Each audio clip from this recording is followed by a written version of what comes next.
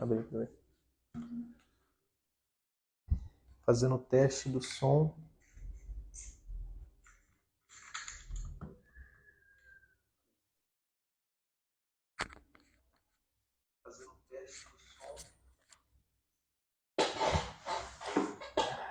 Em alguns instantes nós vamos começar, vamos dar início a essa live. Boa noite a todos que estão entrando. Sejam muito bem-vindos a essa live.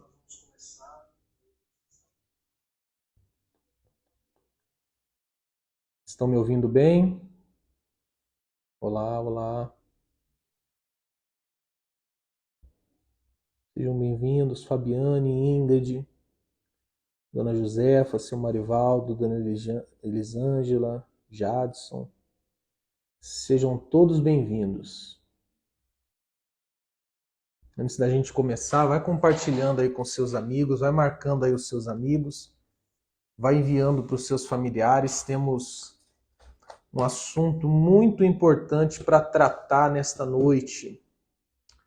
Em alguns instantes vamos começar, vamos fazer uma oração, vamos buscar ser breve na medida do possível, porque não é um assunto tão simples assim da gente tratar. Então, vou tentar ser o mais breve possível para que a live não fique muito longa. Enquanto isso, vai enviando aí para os seus amigos, porque eu tenho certeza que esta live vai ajudar muitas pessoas para a glória do nosso Deus, para a glória do nosso Senhor. Sabe o que eu queria pedir? Antes da gente orar e começar, que você tivesse em mãos uma Bíblia, se possível, que nós vamos ler alguns textos, e também um bloco de notas, algo para você anotar, seria bom. Se não tiver, tudo bem. Mas pelo menos a Bíblia, se você tiver aí, seria legal. Eu vou pedir também para você, se possível, deixar seus comentários durante a live, porque quando você deixa os seus comentários, você curte, você compartilha, o Instagram vai entregar essa live para mais pessoas. Quando o Instagram vê que as pessoas estão participando da live, ele entende que a live tem um conteúdo interessante e ele vai entregar para outras pessoas acompanharem também. Então, é isso que eu queria pedir a você. Uma Bíblia, se possível, algo para anotar, e durante a live você deixar seu comentário. Por exemplo, eu vou citar alguns versículos e eu vou pedir para você comentar para que as pessoas elas possam ir vendo e se situando no assunto. Então, se você puder nos ajudar nisso, Deus abençoe. Eu quero, antes de começar, fazer uma oração para que Deus venha nos guiar e nos dirigir durante esta live, desde agora até o fim dela. Vamos então orar, pessoal, no nome do Senhor Jesus. Senhor Deus e Pai, em nome do Senhor Jesus, eu apresento a Ti esta live e tudo que será ensinado nesta noite. Senhor, o nosso objetivo não é atacar pessoas, mas explicar a Tua palavra, desmentificar muitas coisas, muitas práticas. Então eu peço que o Senhor me ajude, meu Pai, a trazer esse esclarecimento a respeito de elementos judaicos, de cerimônias judaicas dentro de um culto cristão. Vem, Senhor, venha nos ajudar. Que eu venha me esquecer do que não devo falar e o Senhor me faça lembrar o que é necessário falar. Abençoe cada amigo e irmão que estará participando dessa live. Que assim seja.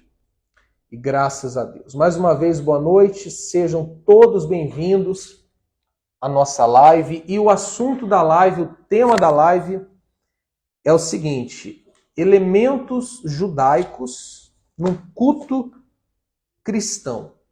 Nós vamos entender um pouco o que são esses elementos judaicos. Quando eu falo elementos judaicos, esses símbolos, até cerimônias, rituais. e vou explicar também se eles devem ou não fazer parte do culto cristão, do culto da Igreja de Cristo. Pois bem, eu queria ler com você o capítulo 9 de Hebreus. Primeiro texto que vamos ler. Nós vamos dividir esse texto em duas partes. Boa noite quem está entrando. Hebreus capítulo 9. Se alguém puder comentar aqui, Hebreus capítulo 9, versículo 1.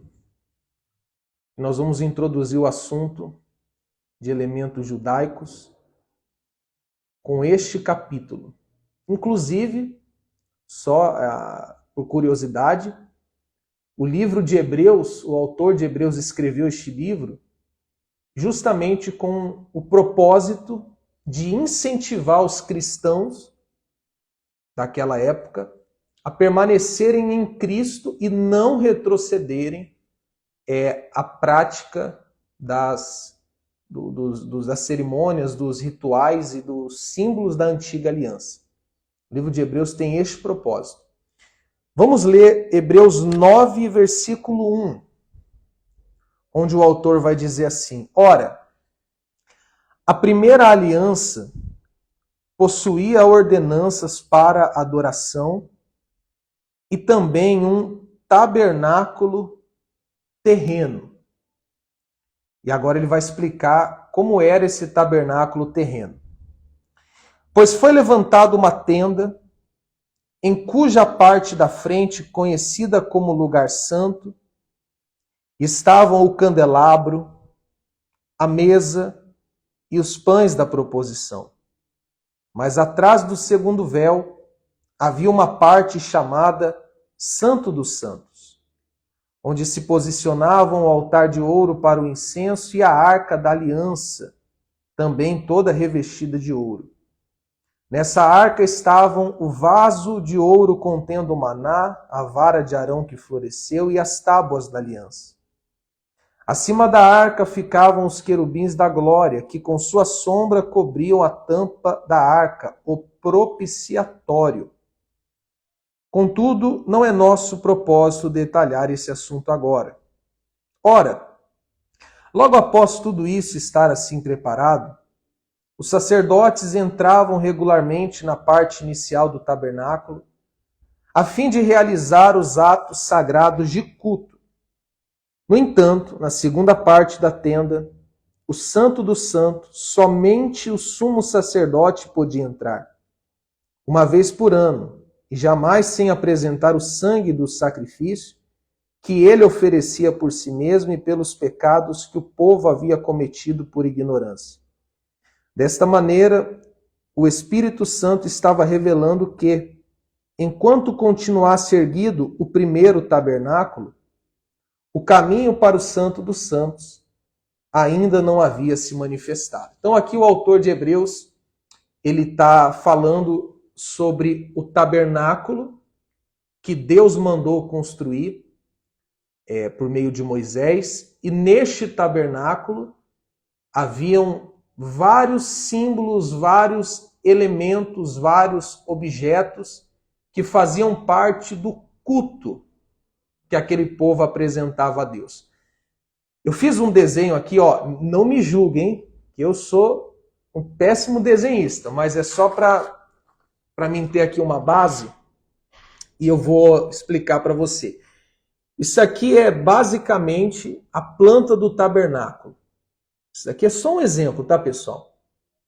Vamos dizer que esse aqui é o tabernáculo. Tudo que a gente leu aqui em Hebreus 9, do 1 ao 8, está aqui nesse desenho. Então, esse tabernáculo e os detalhes dele está em Êxodo 25, tá? Se alguém até puder escrever aí, Êxodo 25, a partir do capítulo 25. Vai ter todos os detalhes desse tabernáculo que o autor de Hebreus cita aqui. Mas era mais ou menos assim. O tabernáculo ele era dividido em 3 partes, em 3 áreas. A primeira parte do tabernáculo era conhecida como átrio exterior, que era a parte de fora do tabernáculo. Era, vamos dizer assim, o terreiro do tabernáculo, o quintal do tabernáculo. Então, as pessoas entravam pela porta e o primeiro espaço que elas encontravam era o átrio exterior. E o que tinha nesse átrio exterior? Duas coisas, dois elementos. Preste atenção que agora a gente já está falando dos elementos. No átrio exterior ficava o altar do holocausto e a pia de bronze para purificação. Eu vou explicar já já o que qual era a função de cada um desses elementos, desses objetos. Então, as pessoas entravam pela porta, tinha o altar do holocausto e a pia da purificação. Primeira parte do tabernáculo. Quem tinha acesso a essa primeira parte do tabernáculo? Todos. O povo, quer dizer, a congregação do povo de Israel, e os sacerdotes. Então, o povo e os sacerdotes tinham acesso ao átrio exterior, onde ficava o altar do holocausto e a pia da purificação. Passando para a segunda parte do tabernáculo, havia o santo lugar. Então, a segunda parte do tabernáculo, conhecida como santo lugar. E o que tinha no santo lugar?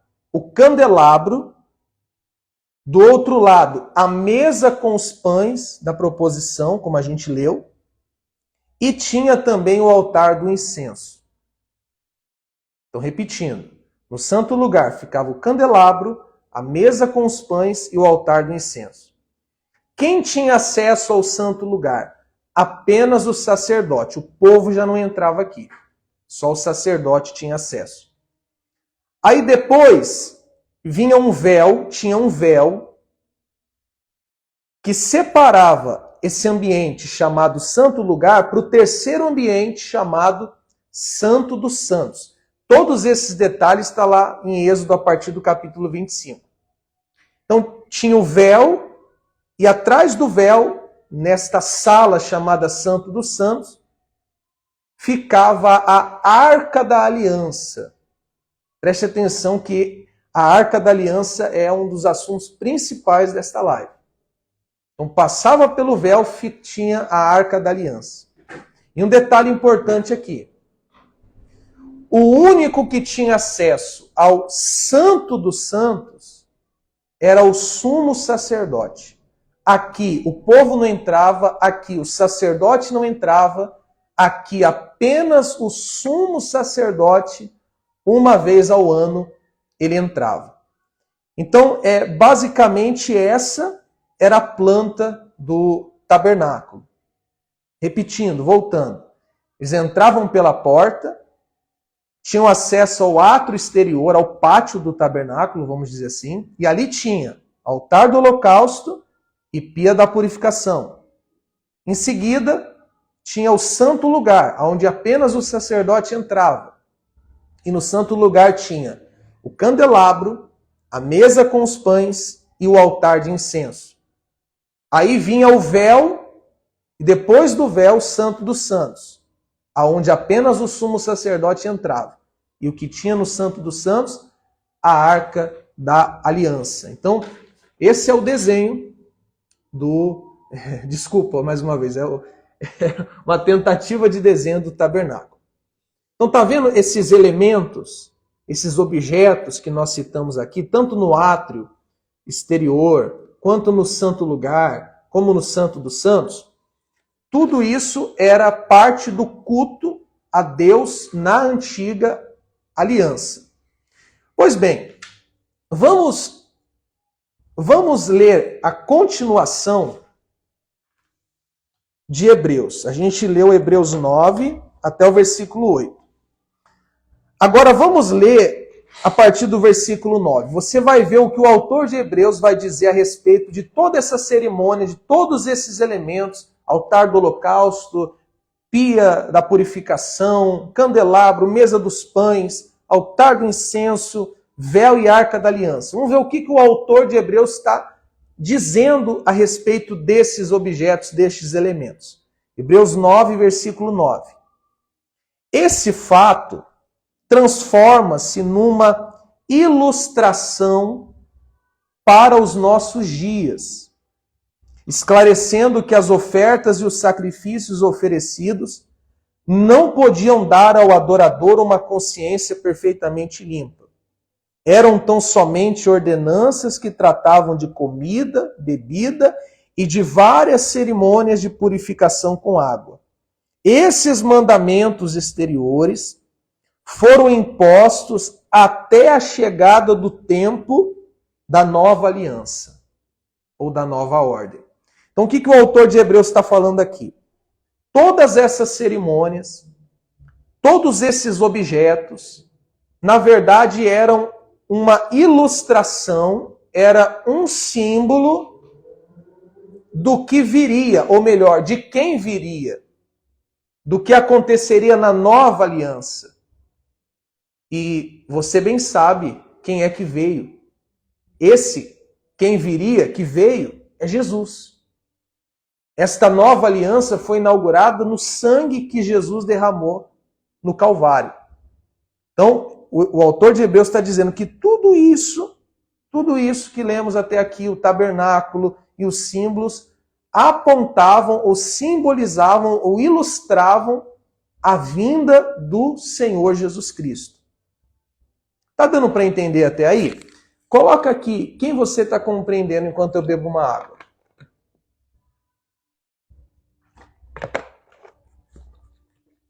O autor de Hebreus está dizendo que tudo que havia ali no tabernáculo, todos os elementos e as cerimônias era uma ilustração, um símbolo do que viria, ou de quem viria, que é Jesus Cristo. E ele veio. Vejamos também, vocês estão compreendendo direitinho, pessoal? Quem está entendendo? Coloca aqui quem está compreendendo. Deixa aqui o seu comentário. Para a gente avançar. Perfeito. Agora, antes de eu explicar cada um desses elementos, vá lá em Colossenses 2. Colossenses 2, versículo 16. Vamos ver o que Paulo está falando sobre esses elementos, sobre essas cerimônias, sobre este tabernáculo. Colossenses 2, versículo 16. Alguém coloca aí também no comentário para que fique registrado. Colossenses 2, versículo 16. Paulo vai dizer assim, ó. Colossenses 2,16. Portanto, ninguém tem o direito de vos julgar pelo que comeis ou pelo que bebeis, ou ainda com relação a alguma festa religiosa, celebração das luas novas ou dos dias de sábado. Esses rituais, versículo 17, esses rituais são apenas sombra do que haveria de vir. A realidade, todavia, encontra-se em Cristo. Louvado seja Deus. Paulo está dizendo assim, todos esses rituais, todos esses símbolos, toda essa cerimônia de culto que havia no tabernáculo e depois no templo, toda essa, vou usar uma palavra aqui, mas não me interprete mal, toda essa burocracia era uma sombra do que o Senhor Jesus viria trazer na nova aliança. Então, esses elementos, esses símbolos, era a sombra. Cristo é a realidade. Cristo é a pessoa. É a sombra de Cristo. Tudo aquilo projetava para a pessoa de Cristo. Eu acredito que ficou claro até aí. Tanto Hebreus quanto Paulo aqui no Colossenses está falando que essas cerimônias do tabernáculo fazia parte apenas da antiga aliança e servia como sombra do que viria na nova aliança, que é Cristo, ou de quem viria, que é Cristo. Então agora, eu fiz aqui as anotações para que fique mais claro ainda. O objetivo dessa live é esclarecer para você sobre esses elementos judaicos. Então eu vou ler aqui para você algumas anotações que eu fiz. O altar do holocausto. Ou melhor, desculpa, antes de falar do altar do holocausto, porque o altar do holocausto estava no átrio externo. para chegar no átrio externo, tinha que passar pela porta. Tinha que entrar pela porta. E o que o Senhor Jesus afirma ao próprio respeito? Eu sou a porta das ovelhas. Se alguém entrar por mim, entrará, sairá e achará pastagem. Ele diz mais, eu sou o caminho, a verdade e a vida. Então aquela porta que dava entrada ao culto a Deus era uma sombra, um símbolo da pessoa do Senhor Jesus, que é a porta. Aí eles entravam pela porta, no átrio exterior, tinha o quê? O altar do holocausto. Eu estou olhando aqui para o lado, aqui a Monique está aqui meio escondidinha, e aí eu estou aqui interagindo com ela para ficar mais claro no meu próprio entendimento e no de todos. Então no altar do holocausto, eles entravam, se deparavam com o altar do holocausto. E qual era a função do altar do holocausto? O povo levava um animal inocente, um animal sem defeito, um animal perfeito, entregava aquele animal ao sacerdote, o sacerdote pegava aquele animal e sacrificava aquele animal no altar do holocausto. E aquele animal era um animal substitutivo. Ele servia para substituir o pecador. Então, para o pecador não morrer, ele apresentava um animal que morria no lugar do pecador. E é tão interessante, Monique, que antes do sacerdote sacrificar o animal, o pecador colocava a mão na cabeça do animal, olhava nos olhos do animal, para que ficasse claro o seguinte: era para eu morrer, mas este animal me substituiu. Eu pequei, mas este animal recebeu o castigo. E o sacerdote pegava o animal e sacrificava onde? No altar do holocausto. Então, o altar do holocausto era o lugar onde o animal era sacrificado, morto, no lugar do pecador. E um detalhe, antes de eu mostrar para que esse altar apontava. Na hora que o animal era morto e sacrificado no altar do holocausto, o sacerdote recolhia um pouco daquele sangue e guardava com ele. Ele pegava um pouco do sangue e guardava. Isso é importante, você vai entender já por que eu fiz essa observação. Então, o altar do holocausto era sombra de quê? Apontava para quê? Apontava para o sacrifício de Jesus na cruz. Você vai se lembrar que quando João viu Jesus, ele disse: eis o Cordeiro de Deus que tira o pecado do mundo.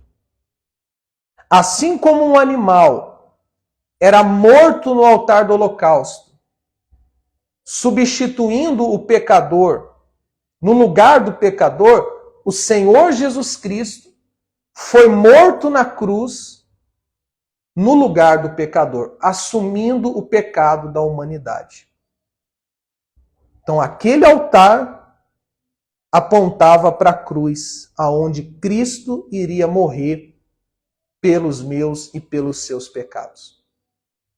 Olha que coisa maravilhosa.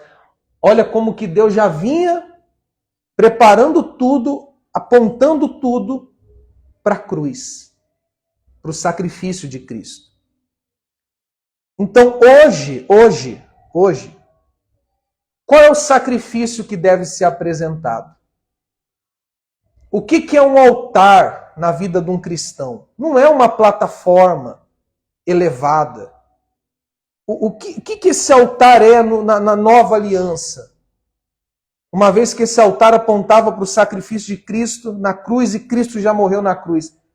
Qual que é o altar do cristão? Qual que é o sacrifício do cristão? É um animal? Não. É um determinado valor? Não. Qual é o sacrifício que o cristão deve fazer? Aquele que Jesus disse: quem quiser vir após mim, negue a si mesmo, tome a sua cruz e siga-me. Então, o sacrifício do cristão hoje é o negar a própria vontade. O cristão não precisa sacrificar coisas e muito menos animais para chegar a Deus. Porque Cristo já foi entregue no nosso lugar e hoje nós sacrificamos o nosso eu para agradar o nosso Senhor, como forma de agradecer a Ele pelo que Ele fez. Pelo menos tentar, né? Então funciona mais ou menos assim. Quando eu entendo o que Cristo fez por mim na cruz, então hoje eu tenho forças para sacrificar a mim mesmo como forma de gratidão ao meu Senhor. Então, o último altar foi a cruz. O altar foi a cruz. E hoje, como cristão, devemos sacrificar as nossas vontades, a nossa carne, os nossos desejos, nossas paixões, para agradar ao nosso Senhor. Viu? Então, o primeiro objeto, o primeiro elemento, o altar do holocausto apontava para a cruz. Era uma sombra, o altar do holocausto era a sombra e a cruz a realidade. O altar do holocausto era a promessa, a cruz foi o cumprimento dessa promessa. Vamos ao segundo objeto, elemento que havia no culto daquela época, no tabernáculo, a pia de bronze. Então, depois que o sacerdote matava o animal, obviamente ele ficava sujo. Então, antes dele entrar no santo lugar, que era o segundo ambiente do tabernáculo, ele se lavava naquelas águas daquela pia. Ele se purificava antes de entrar no santo lugar. E o que seria essa purificação? Ela aponta para quê? Ela apontava para o batismo nas águas, por exemplo. Para o batismo nas águas.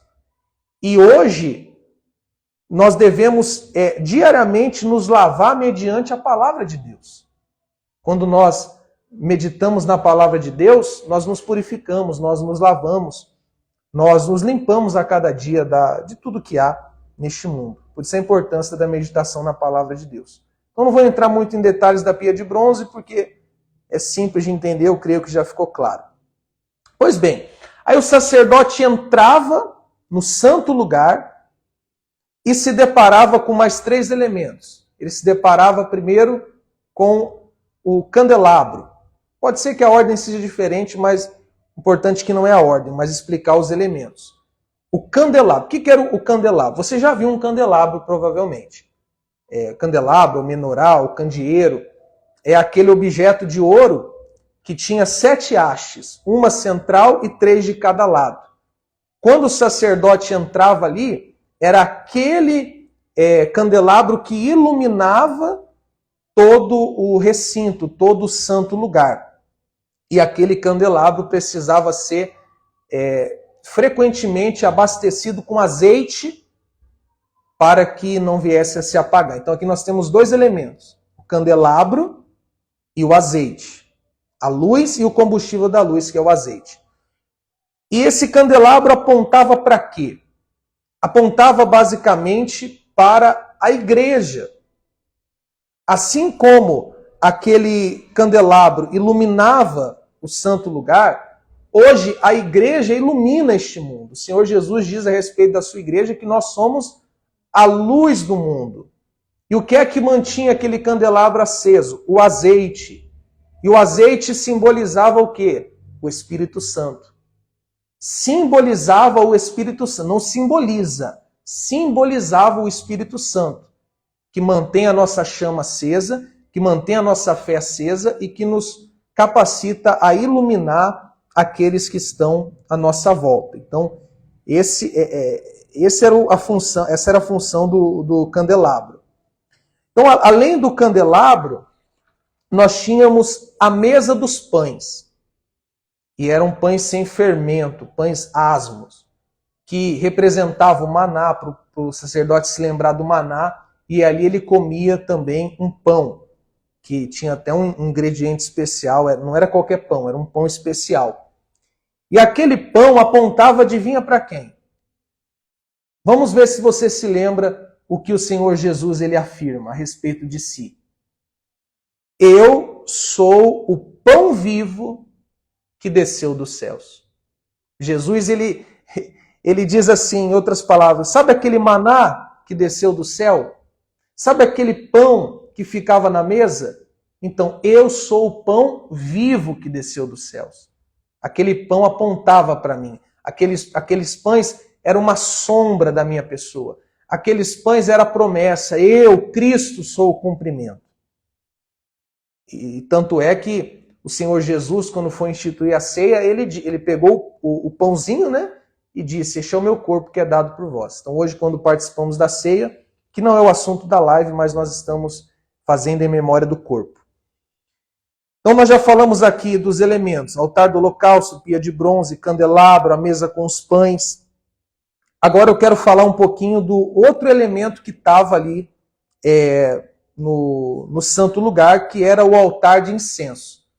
Era aonde o sacerdote, ele queimava o incenso, feito com especiarias, e ele levava aquilo ali para o sumo sacerdote, no caso, entrava no Santo dos Santos, levando aquele incenso, aquele incensário, e aquilo subia como aroma agradável a Deus. E aquilo apontava para as orações da igreja. Aí Apocalipse vai dizer sobre a oração dos santos que sobem a Deus como um incensário, com aroma suave. Então, hoje você não precisa de um incensário, de um incenso. Quando você ora a Deus no nome de Jesus, a sua oração sobe aos céus como incenso suave e agradável ao Senhor. Pois bem, então aqui nós já vimos os elementos que tinham no átrio exterior, já vimos os elementos que tinha no santo lugar, e até aqui nós vimos a figura do povo no átrio, a figura do sacerdote no santo lugar, e agora entra uma terceira pessoa, que era o sumo sacerdote, que pegava... Lembra aquele sangue que no início eu falei para você, que o sacerdote, ao sacrificar um animal, ele pegava um pouco do sangue? Pois bem, o sumo sacerdote entrava no santo lugar carregando este sangue do animal que havia sido morto lá fora. Ele entrava carregando este sangue com ele. Para quê? Você vai entender agora. Quando ele passava pelo véu, o sumo sacerdote, ele se deparava com a Arca da Aliança. A Arca da Aliança. O que era a Arca da Aliança, pastor? Era uma caixa de madeira de acácia revestida, totalmente revestida de ouro. E dentro dessa caixa tinha 3 elementos. As tábuas da lei, a vara de Arão e tinha também um pote com o maná. E sobre esta caixa de madeira havia uma tampa. E esta tampa tinha o nome de propiciatório. Então a Arca da Aliança era uma caixa de madeira revestida de ouro, com esses 3 elementos dentro, e o que a tampava tinha por nome propiciatório. Então tinha ali aquele... Você com certeza já viu a imagem, a foto de uma Arca da Aliança. Tinha ali os querubins da guarda, e ali debaixo, na parte da tampa, tinha o propiciatório. Então, para que aquela arca apontava? Primeiro, apontava para a presença de Deus. A arca era o símbolo da presença de Deus no meio do povo. A arca estando ali, era a presença de Deus ali, que ficava no Santo dos Santos. E essa tampa chamada propiciatório, para que ela servia? Lembra esse sangue? Que eu estou dando ênfase, é muito importante, você vai entender por que agora. O sumo sacerdote pegava o sangue do animal que havia sido morto pelo pecado do homem e pelos próprios pecados, e ele aspergia, ele derramava sobre esta tampa que se chamava propiciatório. E naquele momento, quando o sangue era derramado no propiciatório, aquele homem pecador, aquele povo pecador e o próprio sumo sacerdote pecador, ele encontrava ou recebia a expiação dos seus pecados, o perdão dos seus pecados. E Deus se tornava propício ao povo. Por isso, propiciatório. É Deus se tornando propício, se tornando favorável, se tornando amigável ao povo. Poxa, pastor, é muita coisa. Realmente é muita coisa. Por isso que a gente está dando vários exemplos para que fique claro. Mas o que isso tem a ver com a minha vida? Tudo. Tudo. E você já vai entender na conclusão desta live o porquê que tem tudo a ver com a sua vida. Mas a questão é que aquele sangue do animal derramado no propiciatório promovia a reconciliação do homem com Deus. O homem que estava em guerra com Deus por conta do seu pecado era reconciliado com Deus por meio do sangue daquele animal morto. Eu acho que eu não preciso nem falar muito, né? Uma vez que a arca e o propiciatório era uma sombra da pessoa de Cristo, e uma vez que o animal morto lá no altar do holocausto representava Cristo, esse sangue aspergido sobre o propiciatório, louvado seja Deus, é o sangue de Cristo que promove a reconciliação entre o homem e Deus. Vejamos aí o texto, eu não ia ler, mas eu quero ler com vocês. Romanos capítulo 3. Romanos capítulo 3. Louvado seja o nosso Deus. Romanos 3, 25. Pode ser 23. Romanos 3, 23. Coloca aí, pessoal. Romanos 3, 23. Vai se encaixando, é isso mesmo, meu amigo. E a gente vai chegar no assunto da live. Elementos judaicos em culto cristão. Vamos chegar.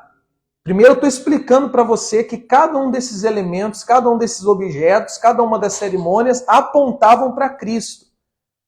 E a gente parou na parte da propiciação. O sangue era aspergido sobre o propiciatório e por meio daquele sangue o homem voltava a ter paz com Deus. Romanos 3, 23. Porque todos pecaram e destituídos estão da glória de Deus, sendo justificados gratuitamente por sua graça, mediante a redenção que há em Cristo Jesus. Deus o ofereceu, quer dizer, ofereceu Jesus como sacrifício para propiciação por meio da fé, pelo seu sangue, aleluia, louvado seja Deus, glória a Deus, pelo seu sangue, proclamando a evidência da sua justiça. Por sua misericórdia havia deixado impunes os pecados anteriormente cometidos, mas no presente demonstrou a sua justiça, a fim de ser justo e justificador daquele que deposita toda a sua fé em Jesus. Sabe o que Paulo está falando aqui? Que o Senhor Jesus foi o animal, cordeiro perfeito, que Deus entregou no altar do holocausto, ou seja, na cruz, e cujo sangue serviu como propiciação pelos nossos pecados. Ou seja, o homem está em guerra com Deus. Deus, porque partiu de Deus, envia o seu filho, mata o seu filho na cruz. E este sangue que é derramado na cruz, ele serviu de propiciação entre o homem e Deus. Sabe o que significa isso? Deus é propício ao cristão. O cristão já não está mais em guerra com Deus. O cristão está em paz com Deus. O cristão foi reconciliado com Deus por causa do sangue de Jesus que serviu como propiciação. Então a arca era para isso. Para receber ali o sangue do animal inocente. Era só para isso. Representando a presença de Deus, a reconciliação. Representando, apontando, simbolizando. Porque a realidade não é mais a arca da aliança. A realidade já não é mais a tampa do propiciatório ou o propiciatório. A realidade é Cristo. Tudo apontava para Cristo. A porta, o altar do holocausto, o azeite, o candelabro, o altar do incenso, a arca da aliança, o véu. O véu. Quando Jesus, Monique, é muito maravilhoso isso. Quando Jesus estava lá na cruz e no seu último suspiro ele bradou o brado de vitória, ele disse tetelestai, está consumado. O véu. Que véu, pastor? Esse véu que um dia esteve no tabernáculo, depois esteve no templo, separando o santo lugar do santo dos santos. O véu rasgou-se de cima a baixo. Assim como o corpo de Cristo foi destruído naquela cruz, no sentido de dele ter sido morto naquela cruz, o véu também foi destruído, o véu foi rasgado. O véu foi rasgado. Possibilitando assim que todo homem, mediante a fé em Jesus, tivesse acesso à presença de Deus. Só entrava no Santo dos Santos o sumo sacerdote uma vez ao ano, porque esse véu fazia separação. Esse véu, pelo que os estudos apontam, ele pesava 2 toneladas. Se você colocasse um carro de boi de um lado e outro carro de boi do outro e puxasse, o véu não rasgava.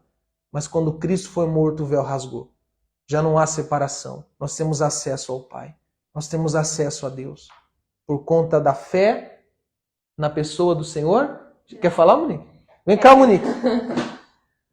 Uma boa noite. Fala um pouco, porque depois que a Monique falar, a gente vai entrar nessa questão. Se esses elementos devem ou não fazer parte do culto cristão. Pode falar. É que é engraçado que a partir desse momento que o véu foi rasgado, nós deixamos de viver na sombra. Nós deixamos de viver no sonho. Nós deixamos de viver no apontar. Tipo, isso aponta para... Deixamos. Passamos a viver na realidade. No que sempre foi o ponto inicial. No que sempre era o plano de Deus. Nós deixamos de viver no que Deus estava ali mostrando, tentando mostrar através disso, né? Então, o véu rasgou, Cristo veio, Cristo morreu. E aí? Já não é mais sombra. Agora é realidade. Já não é mais promessa, agora é cumprimento. Já não é mais o ensaio, agora é a peça pronta. Não é mais no rascunho, agora é o texto completo, concluído.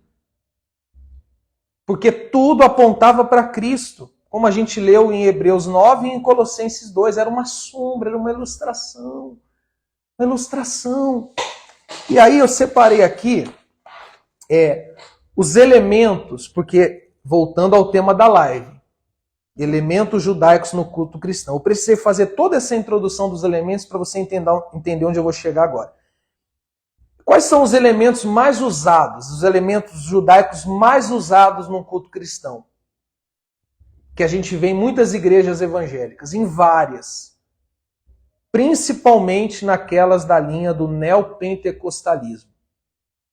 Você não vai encontrar esses elementos numa igreja reformada ou numa igreja histórica ou numa igreja pentecostal tradicional histórica. Mas na maior parte das igrejas neopentecostal, você vai encontrar alguns elementos na hora do culto, ali na igreja, ali no salão ali da igreja. Primeiro elemento mais usado, que você mais vê, Arca da Aliança. Coloca aqui abaixo quem já viu Arca da Aliança numa igreja que você passou, que você foi ou que você assistiu. Arca da Aliança. Um outro elemento muito usado, altar, que a gente vê muito, altar. Óleo da unção, o azeite. Candelabro. Vocês já viram esses elementos? Quem já viu, coloca aqui. Esses daqui são os principais. A gente leu vários, mas eu vou deixar esses 4 como o que a gente vê com mais frequência. Arca, altar, óleo da unção e candelabro. E também o talite e o quipá. O talite é aquela estola. E o quipá é aquele chapeuzinho assim. Ele não fazia parte desse culto, judaico, do tabernáculo, mas é algo que o judeu usa, né? Candelabro e o talite. O quipá e o talite. Mas vamos falar primeiro da Arca da Aliança. Tem muitos outros, mas eu vou focar só nesse, que serve para todos. Arca da Aliança. Presta atenção no que eu vou falar para você. Você que me acompanhou até aqui, você que entendeu tudo que eu falei até aqui. Arca da Aliança num culto cristão. Nós não precisamos mais de Arca da Aliança num culto cristão. Você não precisa mais. Nós não precisamos mais. Não, mas a Arca da Aliança é símbolo da presença de Deus. Não. Ela foi símbolo. Passado, antiga aliança. Não, a Arca da Aliança representa a presença de Deus. Não, ela representou. Que fique claro, ela simbolizou e ela representou. Ela não simboliza e não representa mais. Porque a presença de Deus não precisa de um símbolo. A presença de Deus está em nós por meio do Espírito Santo. E por que não precisamos mais também da Arca da Aliança? Porque o principal objetivo da arca era a sua tampa, o propiciatório. Pessoal, Cristo derramou o seu sangue como propiciação pelos nossos pecados. Então não há mais necessidade da Arca da Aliança. Primeiro, porque ela não representa mais a presença de Deus. A presença de Deus está em nós pelo Espírito Santo. Segundo, que nós não temos mais que sacrificar animais para derramar sangue ali em cima da arca. E tem um detalhe, eu vou falar. Eu posso falar? Eu vou falar. E eu não vou falar para atacar ninguém, mas eu vou falar para atacar falsos ensinos, que eu preciso. É muito comum, em algumas denominações desta linha neopentecostal, pegar uma arca, colocar uma arca numa mesa e ler aquela passagem que Deus vai falar para Moisés. Você vai pegar o testemunho que eu te darei e colocar dentro da arca. De que testemunho Deus estava falando? Da sua lei, das tábuas. Como nós vimos, as tábuas da lei ficavam dentro da arca. Esse testemunho ou testamento ficava dentro da arca. Mas é usado da seguinte forma, por muitas igrejas da linha neopentecostal. Tem a arca aqui, eu vou te dar essa folha, você vai escrever qual o testemunho que você quer que Deus te dá. Qual o testemunho que você quer receber de Deus? Você vai escrever e você vai colocar, como está escrito aqui, você vai colocar dentro da arca. Heresia, distorsão, versículo isolado, texto fora de contexto. Repito, não precisamos de arca em culto cristão. Ela representou, não representa mais a presença de Deus. E a sua tampa, o propiciatório, tampouco precisamos, pois o sangue de Cristo já foi derramado na cruz como propiciação. Maravilha? Um outro objeto, elemento que muito é usado em igrejas de todo tipo, mas especialmente neopentecostais. Altar. Então, pega-se aquela plataforma elevada onde se coloca o púlpito e o pastor prega, e dá àquela plataforma elevada, aquela construção de pedra, uma espécie de um símbolo do que era o altar do holocausto. Então, assim como no altar do holocausto se oferecia sacrifícios, aqui nesse altar de pedra você vai oferecer os seus sacrifícios. Repito, o altar do holocausto servia para sacrificar o animal, o cordeiro substituto, que morria no lugar do pecador. E esse altar apontava para o sacrifício de Cristo na cruz. O último altar foi a cruz. O último altar como lugar de sacrifício foi a cruz. Hoje o cristão, como eu falei ainda há pouco, tem que sacrificar sim o quê? Suas paixões, seus desejos, suas vontades, para agradar ao Senhor Deus. Então, aquela parte de pedra aonde o pastor ele sobe é importante por quê? Porque ali ele vai conseguir enxergar melhor as pessoas, a voz dele vai ter um alcance melhor, vai ter o lugar para ele ficar, para ele se posicionar. Por exemplo, aqui nós pretendemos construir um. Mas com qual função? Função de eu subir e conseguir pregar melhor para as pessoas, enxergar melhor as pessoas. Mas não como algo santo, algo sagrado, algo com uma energia especial. Ou como eu já ouvi, a mão de Deus. É o altar, a mão de Deus. O trono de Deus. O trono de Deus. Deus está ali. Deus está ali, o próprio Deus. Sim, ou assim, ali naquela plataforma, ali é sagrado. Saiu daquela plataforma, o resto do salão não é sagrado. Como se aquela parte fosse mais sagrada do que o resto do salão. E, na verdade, nós precisamos entender que nenhum lugar é sagrado. Não tem nenhum lugar que é sagrado. Então, a parte da frente aqui da igreja não é mais sagrada do que a parte do fundo. Aqui não é mais sagrado do que ali. Entende? Nenhum ambiente é sagrado. Nós reunimos nesse salão para congregar como igreja. Mas aqui, esse ambiente não é sagrado. O que somos sagrados somos nós. Exato. É o nosso corpo como templo do Espírito. Então, esse negócio de ter um espaço sagrado ou ter alguma coisa que é sagrada não existe. Exatamente. Entende? Então, é impossível, biblicamente falando, a plataforma ou esse espaço de alvenaria ser mais sagrado do que o restante do salão. E você confere tudo isso que estamos falando na Nova Aliança, no Novo Testamento. Procure no culto cristão de Paulo, de Pedro e da igreja histórica, da igreja primitiva. Eu tenho um livro aqui. Eita, tomara que não caia a todos. Deu.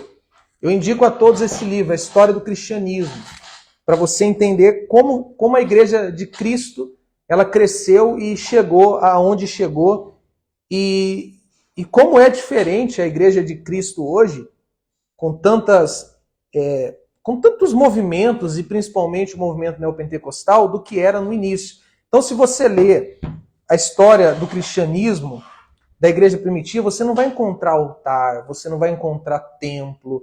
Eles se reuniam em casas e depois em lugares que eles conseguiam e se reuniam para cultuar a Deus como cristãos. E eu já vou falar para você, fica até o final que eu vou falar para você, no final da live, o que tem num culto cristão. Então, repetindo, porque as pessoas gostam de colocar palavras na nossa boca. Sacrifício existe sim, da nossa parte. Qual? Aquele de Romanos 12. Apresentai os vossos corpos como sacrifício vivo, santo e agradável ao Senhor, que é o vosso culto racional. O que eu tenho que sacrificar? Meu corpo, minha vontade, minha carne. E esse sacrifício, né, não é de vez em quando. Esse sacrifício não é dia sim, dia não. Não é cerimonial. Não, esse sacrifício é todos os dias. A cada momento negando a nós mesmos, tomando a nossa cruz e seguindo a Jesus. Então, que fique claro, o sacrifício existe, mas o sacrifício do nosso eu. Porque o sacrifício definitivo foi Cristo na cruz. Tá bom? Então, a plataforma de pedra construída, ela serve para o pastor se posicionar melhor e poder pregar. Aí alguém pode dizer assim, mas pastor, Mateus 23 vai dizer, o Senhor Jesus vai criticar as pessoas porque elas davam mais valor à oferta do que ao altar. Então Jesus falou do altar. Primeiro, Jesus estava falando com os judeus, especialmente com os fariseus, os saduceus e os escribas. Estava falando com os judeus. E, de fato, o altar, como vimos, ele tinha a sua importância, ele teve a sua importância na antiga aliança, mas ele apontava, ele era uma sombra para Cristo e para o nosso sacrifício da própria vontade. Que fique bem claro isso. Nós somos cristãos, estamos na nova aliança. O altar é diferente, o nosso altar é a cruz e o nosso sacrifício diário é de sacrificar as nossas vontades, tá bem? Então, falamos da Arca da Aliança, falamos do altar, agora vamos falar do óleo. Nós encontramos lá no tabernáculo o óleo que era usado como combustível para manter o candelabro, as luzes do santo lugar acesas. Pessoal, por favor, presta atenção no que eu vou falar para você. Preste atenção. Na antiga aliança, no Antigo Testamento, o óleo, o azeite, ele era usado para algumas coisas. Vamos lá. Primeiro, para manter as luzes, as lâmpadas do candelabro acesa. Segundo, ele era usado para ungir os objetos do templo. consagrando esses objetos ao Senhor. Objetos do templo para consagrá-los ao Senhor. Terceiro, ele era usado para ungir sacerdotes. E quarto, ele era usado para ungir reis. Então era usado para manter as lâmpadas acesas, para ungir os objetos do templo, para ungir e consagrar sacerdotes e ungir e consagrar reis. Veja o caso de Davi. Deus pegou ali por meio de Samuel o chifre com azeite e derramou sobre a sua cabeça. E no Novo Testamento nós encontramos algumas orientações, principalmente aquela de Tiago 5, que fala: há entre vós algum enfermo? Chama os presbíteros, faz a unção com óleo e a oração da fé salvará o enfermo. O contexto de tudo aquilo é Tiago mostrando o poder e a importância da oração. Leia o capítulo todo. E este óleo que Tiago usa como orientação para ungir o enfermo, não é o óleo comum, o óleo que a gente tem aqui na cozinha. Era um óleo com propriedades medicinais. O óleo servia ali como um bálsamo, como um remédio que aliviava a ferida, que aliviava a dor. E por que eu estou dizendo isso? Porque é muito comum as pessoas usarem no meio do culto cristão o óleo. Para quê? Para ungir chave do carro, para ungir carro, para ungir a casa, para ungir a cabeça, para consagrar dizimista, para, enfim, para uma série de coisas. O óleo é usado para um monte de coisas, para várias coisas. E muitas das vezes ele é apresentado como um ponto de contato. Eu respeito a sua fé, mas eu tenho uma notícia para você. Isto não é uma orientação bíblica. Se você vai continuar fazendo ou não, é uma questão sua. Não estou te criticando. O meu papel aqui é falar se está ou não na palavra de Deus. Nós estamos expondo a palavra de Deus, explicando a palavra de Deus. Estamos mostrando para você que elementos judaicos, elementos do culto judaico, elementos do culto do tabernáculo, da antiga aliança, eram uma sombra do que viria na nova aliança. Não se faz necessário, e não só não é necessário, não é orientado na palavra de Deus que viéssemos a fazer uso dele. Mas você diz, não, mas ungir objetos. Que objetos? Ungir objetos do templo, para consagrar ao Senhor. Mas hoje não existe mais, porque tudo era uma sombra. O azeite, presta atenção. O azeite não é símbolo do Espírito Santo. Ele foi símbolo do Espírito Santo. O azeite não representa o Espírito Santo. O azeite representou o Espírito Santo. O Espírito Santo não precisa de símbolo hoje. Não precisa de representação hoje. Ele está dentro de nós. E louvado seja o nosso Deus por isso. Deus unge pessoas, quer dizer, o cristão é ungido pelo Espírito Santo. É a unção que dele nós recebemos. E só uma coisinha nisso. E esse azeite, né, esse óleo que usávamos, né, para consagrar tudo, achando que ali a gente vai estar consagrando e vai ter proteção, Deus abriu o entendimento, isso, aquilo. Nós não precisamos desse ponto de contato. A oração, ela é suficiente. Então, comprou um carro, em vez de você ir lá ungir com azeite, o óleo, ora para Deus abençoar, cuidar, proteger você quando estiver dirigindo.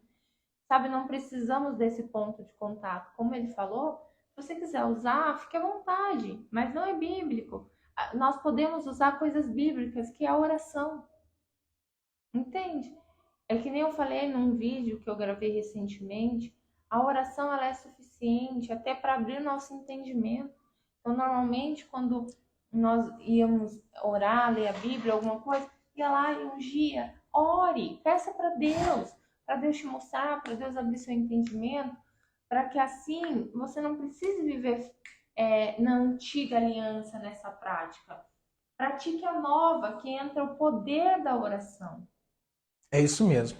E esse vídeo que a Monique falou foi até muito polêmico, que as pessoas não entendem, elas acham que a gente está atacando pessoas, instituições. Não, nós estamos expondo o que a palavra de Deus orienta. Eu quero fazer que a minha fé tá bom, mas você não pode dizer que é a sua fé na palavra de Deus. Se você orar, é a sua fé na palavra de Deus. E não vale, então vale tudo, que nem algumas colocou, né? Tudo é pela fé, muitos dizem. Então, não vale tudo.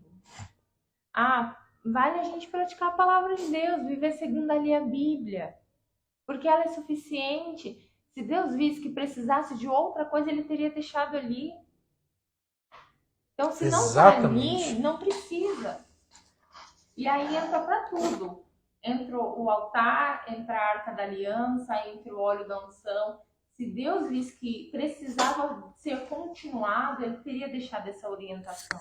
Mas não foi isso que ele fez. E como eu falei no início da live, o autor de Hebreus escreveu esse livro com o propósito de deixar claro para os cristãos que se converteram do judaísmo para o cristianismo que eles não precisavam mais daquelas cerimônias, daqueles rituais, daqueles elementos. A única coisa, ou o único que eles precisam é Cristo. Gente, Cristo é o suficiente. Sempre. Escreve aí, antes de eu falar do candelabro e concluir a live. Escreve aí, você que está acompanhando comigo. Boa noite quem entrou depois. Cristo é o suficiente. Se você crê nisso, pastor, eu creio que eu sou cristão. Eu vivo pela fé em Jesus. Eu entendi que eu não preciso desses elementos e cerimônias. Então coloca assim, Cristo é o suficiente. Eu vou colocar aqui também, até eu vou colocar aqui, antes de eu concluir. Cristo é o suficiente. Para termos acesso a Deus antigamente, era necessário todos esses elementos, todas essas cerimônias, todos esses rituais. Hoje, Cristo é o suficiente. E o candelabro, né? Eu não vou entrar em muito detalhe, porque com certeza você já viu lá um candelabro em algum lugar que você foi. O candelabro, como nós falávamos, iluminava ali o santo lugar e representa a igreja de Cristo que ilumina esse mundo, que ilumina todos que estão à sua volta. Então não precisa de candelabro. Nós somos a luz do mundo e não temos luz própria. O Senhor Jesus é quem nos ilumina. E a conclusão desta live... Para quem chegou depois, ou teve uma moça que pediu para deixar salvo, outra que falou que chegou tarde, vai ficar assim, nós vamos deixar salvo. Nós vamos deixar salvo sim, tá? Vamos deixar salvo. Mas não é para ir embora não, fica aí comigo, tá acabando. Porque às vezes a gente fala, vai ficar salvo, a pessoa, depois eu termino. Não, se você tá aqui agora, aguenta firme, porque nós vamos concluir a live, e você que chegou depois, você vai lá e assiste quando a gente deixar salvo aí.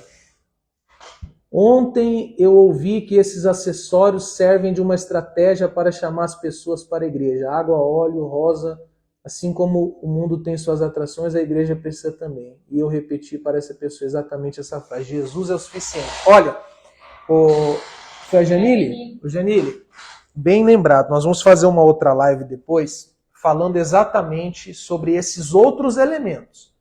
Porque como se não bastasse a introdução desses elementos judaicos ao culto cristão, o neopentecostalismo, ele introduz, além dos elementos judaicos, eles ainda introduzem esse monte de outros elementos que você citou aí. Água, rosa, sal, banho disso, banho daquilo, bomba espiritual. Sim, bomba espiritual. A coisa é séria, mas não é o assunto da live de hoje, mas bem lembrado, em breve faremos uma live sobre isso. Então, qual que é a conclusão desta live? Eu até anotei aqui, que na verdade eu só vou reforçar o que eu falei até aqui. Todos os objetos e cerimônias do tabernáculo e posteriormente do templo, porque se você não sabe, se cultuava a Deus no tabernáculo, no deserto, e depois foi construído o templo de Salomão. Davi teve a inspiração e o seu filho Salomão construiu. Se manteve basicamente da mesma forma. Toda essa cerimônia, todos esses objetos eram apenas uma sombra do que viria, ou melhor, de quem viria, Jesus. Leia o livro de Hebreus, leia o livro de Gálatas, leia o livro de Colossenses, aquela parte, o capítulo 2, que vai afirmar exatamente isso. Tudo era uma sombra de quem viria. Quem? Jesus Cristo. Quer acrescentar alguma coisa antes de eu... Não, pode continuar. Segundo ponto da conclusão. Não somos judeus que viveram na antiga aliança. Somos cristãos que vivem na nova aliança. Amigo, amiga, nós somos cristãos, nós não somos judeus. Agora em Gálatas, você pode ir lá em Gálatas. E Gálatas era um povo que não era judeu, mas eles se converteram ao cristianismo quando Paulo pregou a eles. Só que depois de um tempo, quando Paulo saiu de lá e foi abrir igreja em outras cidades, outros estados, naquela época não era assim dividido, mas só para você entender, chegou um povo judeu tentando fazer aquelas pessoas terem práticas de judeu. Tentando falar para eles que eles tinham que praticar as cerimônias, os rituais do judeu, porque só assim eles seriam salvos. Então, Cristo deixou de ser suficiente. Ele teria que ser Cristo e mais esses ritos religiosos lá dos judeus. E Paulo faz uma carta inteira debatendo isso, confrontando esse ensino e falando que é errado. Então, como ele falou, nós não somos judeus, nós somos cristãos. Então, não precisamos, de forma alguma, ter esses hábitos judeus na nossa vida. Você está entendendo o que a Monique está falando? Que o livro de Gálatas foi escrito por Paulo porque na igreja da Galácia estava tendo esse problema. Um povo que não era judeu, né, Monique? Isso. Que se converteu a Cristo, estava sendo influenciado pelos judeus a ter práticas judaicas que faziam parte da antiga aliança. Mais ou menos assim, ó, meus irmãos, vocês, meus amigos, sei lá como eles se chamavam, vocês aceitaram a Cristo, maravilha. Mas além de Cristo, ó, tem o sábado para guardar, tem a circuncisão, tem a lei. Aí começou a falar. Como se Cristo não fosse o suficiente. E Cristo é o suficiente. E Paulo escreveu um livro travando uma guerra contra aqueles falsos ensinos. Porque a sua fé, como cristão, não pode estar dividida. Tem que estar apenas em Cristo. E Cristo não tem um símbolo. Cristo não tem um símbolo. Não há uma cerimônia para chegar a Deus. Nós temos acesso a Deus por meio de Cristo. E isso basta. Então, alguém até comentou aí, ó, não somos judeus, como eu disse, que viveram na velha aliança. Somos cristãos. E a conclusão para a gente ir para as considerações finais. No culto cristão, em toda a história da igreja, desde o Pentecostes, elementos e rituais da antiga aliança não estão presentes. Leia o livro de Atos. Pastor, como é a igreja primitiva? Atos. Pastor, como é um culto cristão? Atos.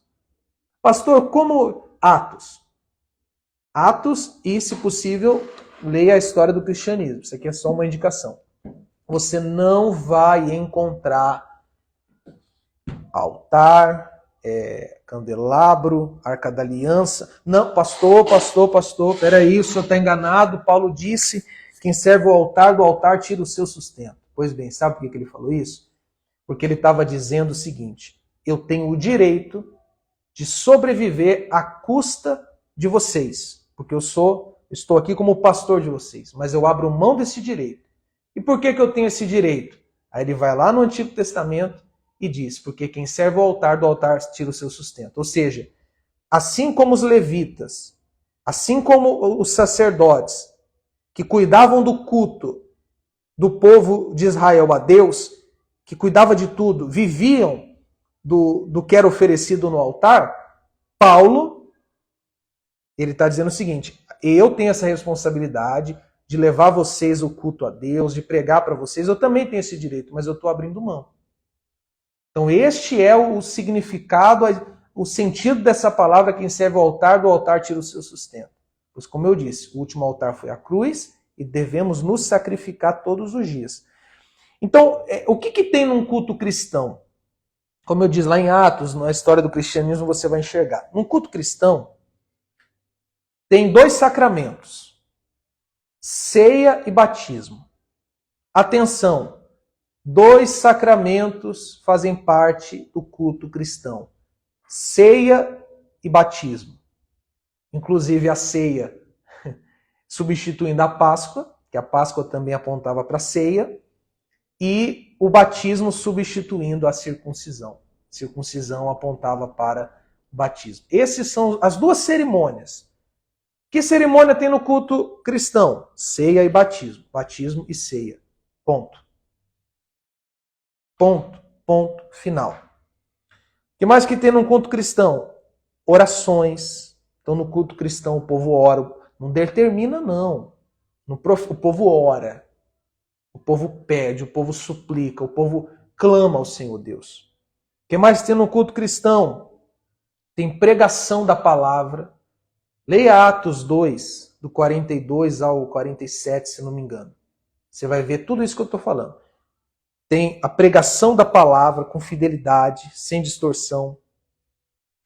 No culto cristão tem ofertas generosas.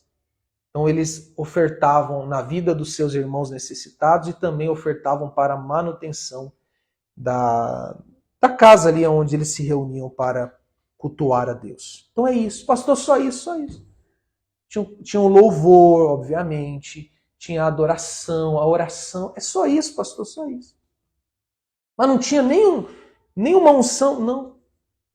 Mas não tinha nenhuma consagração, não. Mas não tinha, pastor, não tinha a entrada da arca, não. E esse negócio de entrar da arca é perigoso, porque assim, se a arca valesse no dia de hoje, se a arca fosse parte do culto cristão hoje,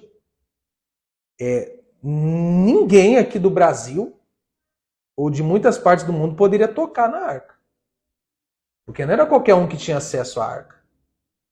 Era somente aqueles que faziam parte da tribo de Levi que podiam tocar na arca. Né, Monique? Não era qualquer um.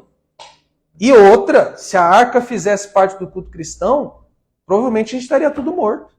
Porque a gente já colocou a arca em cima de geladeira, já colocamos a arca no painel do carro, já colocamos, estava todo mundo morto.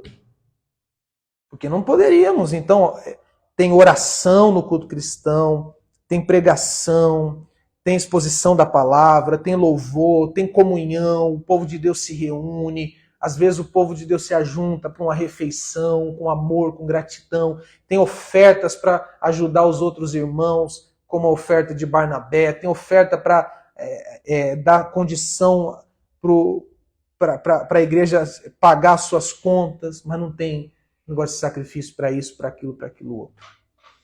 Certo? Agora eu quero concluir a live, estamos chegando ao fim. Se deixar falar, pessoal, eu vou até amanhã, que muita coisa para falar. Eu escrevi algumas perguntas como consideração final. E eu até coloquei essas perguntas aí nos stories antes da live. O que é melhor? O que é melhor? A sombra ou a pessoa?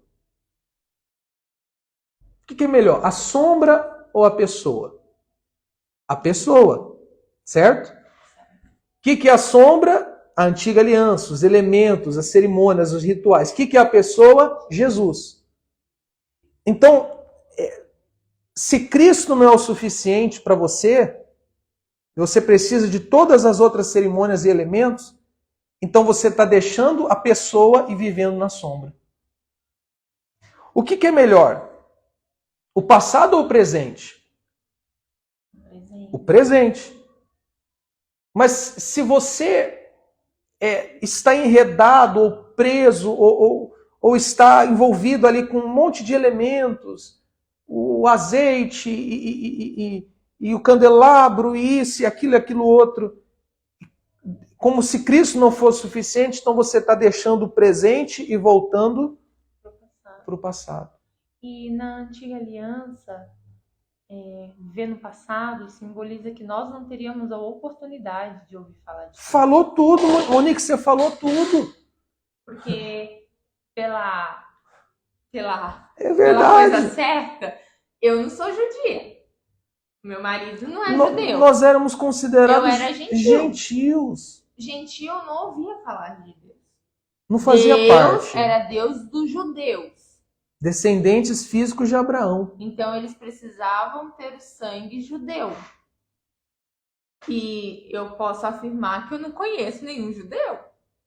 Então todos nós não teríamos nem ouvido falar de Jesus, de Deus. Nós éramos... Porque na antiga aliança Jesus ali não estava como pessoa, né? Exato. Então não teríamos Deus. Nós éramos estranhos ao povo de Deus, nós éramos gentios, considerados gentios. Aí Cristo veio, lá em Filipenses, se eu não me engano, alguém me corrija se eu estiver errado, vai dizer que Deus pegou a parede de separação, que de um lado era gentil e outro judeu. Todos aqueles que não eram judeus eram gentios. Os judeus, enfim. Havia uma parede de separação. Cristo veio e, pá! Derrubou a parede de separação. E de ambos os povos, ele fez um. Então hoje faz parte da aliança com Deus por meio de Cristo. Africano, alemão, argentino, brasileiro, paulista, gaúcho, cearense, baiano, e enfim, por meio de Cristo todos entramos na nova aliança. Então, como viver na antiga aliança? Como viver na velha aliança? Como? Não faz sentido. Se não era para nós não fizemos. Nós, o que eu falo, é o povo nosso, né? A nossa nacionalidade não fazia parte daquele povo. Podemos admirar os judeus na questão histórica, na questão do desenvolvimento, da inteligência. Podemos aprender muito com eles. Mas repare que Jesus veio para os judeus e os judeus o rejeitaram. Então podemos dizer que o povo mais miserável, espiritualmente falando, são eles, porque lá em João vai dizer, Cristo veio para os seus e os seus não receberam. Mas todo aquele que o recebe, todo aquele que nele crê, recebe o poder de ser feito filho de Deus. Hoje somos filhos do nosso Senhor por meio de Cristo. Olha que maravilha. Só fugindo um pouquinho do tema da live, um minutinho, usando esse versículo, vocês estão vendo que para ser feito filho de Deus basta uma coisa: a crença. Lógico que ela tem muitas consequências após ela. Muitas coisas mudam após a crença. Mas não tem nenhum ritual além da crença e a mudança após ela que faz de ser uma pessoa filha de Deus. Isso é muito importante. Mudando de assunto, mas não ia Não, mas não muda muito não, porque aquele azeite da antiga aliança apontava para o Espírito Santo que faz de nós filhos de Deus. O Senhor Jesus nos dá o seu Espírito e nos tornamos filhos de Deus. Recebemos adoção de filhos e clamamos, Abba, Pai. Nosso Paizinho, nosso amado Pai, nosso Senhor. Somos feitos filhos de Deus por meio de Jesus. Então, o que é melhor? A sombra ou a pessoa? O passado ou o presente? O sonho ou a realização do sonho? O que é melhor? Você ter um sonho ou ver esse sonho se realizando? Obviamente a realização do sonho. O sonho era a antiga aliança, esses elementos, essas cerimônias. A realização do sonho é Jesus. Então imagina, eu voltar ou me basear minha fé nessas coisas todas, eu vou estar voltando para o sonho, e sendo que eu tenho a realização, Cristo. Quando eu tenho a melhor parte aqui. A melhor parte é Jesus. O que é melhor, o ensaio ou a peça finalizada? Com certeza a peça finalizada. Nova aliança, Cristo. Portanto, pessoal, não faz sentido esses elementos e essas cerimônias num culto então eu cristão. te convido a, se você quiser, claro, a decisão é sua, agora você tem ciência se é bíblico ou não é, a abrir mão dos elementos da antiga aliança para vivermos totalmente na nova aliança. Vivermos de Cristo sendo o suficiente o tempo todo. Não precisamos mais de elemento, não precisamos mais de intermediário, não temos nada que seja sagrado, que ali precisamos nos reverenciar aquilo, somente a Cristo, todo louvor, toda honra e toda glória. Dele, por ele, para ele são todas as coisas. Então é isso. Ah, pastor, mas eu quero ter algum elemento ali de forma decorativa. Tudo bem, é decorativo? Se for decorativo, tudo bem. Agora, se você olhar para aquilo e falar, pô, isso aqui é sagrado, ninguém toca, hein? Isso aqui é... Não, se for decorativo, se quiser estudar de uma forma assim, é bom, é importante você ter o entendimento, mas com a lente do Evangelho. Tudo apontava para Cristo. Comece a ler a Bíblia, pessoal, com as lentes do Evangelho. Você vai encontrar Jesus de Gênesis a Apocalipse. Você vai encontrar Jesus naquele animal que Deus matou e pegou a pele e cobriu a nudez de Adão e Eva. Você vai encontrar Jesus ali. Você vai encontrar Jesus naquele cordeiro substituto. Abraão ia matar Isaac. Deus não permitiu. E Deus providenciou o cordeiro para morrer. Está entendendo? Jesus é o cordeiro substituto. Olhe para todos os elementos que nós já falamos aqui nesta live. Tudo aponta para Cristo. Tudo. Olha, existem vários salmos que são proféticos, salmos que anunciam a Cristo. Leia o Salmo 2, leia o Salmo 22, leia o Salmo 24, leia Isaías 53. Se você for lá em Mateus, principalmente do 1 ao 3, você vai ver, assim aconteceu para que se cumprisse o que foi escrito pelo profeta tal. Tudo aponta para Cristo, tudo. Aquele sangue... Olha que maravilha, pessoal. Eu estou falando da realidade, eu estou falando de Jesus, da nova aliança. Tudo aponta para isso.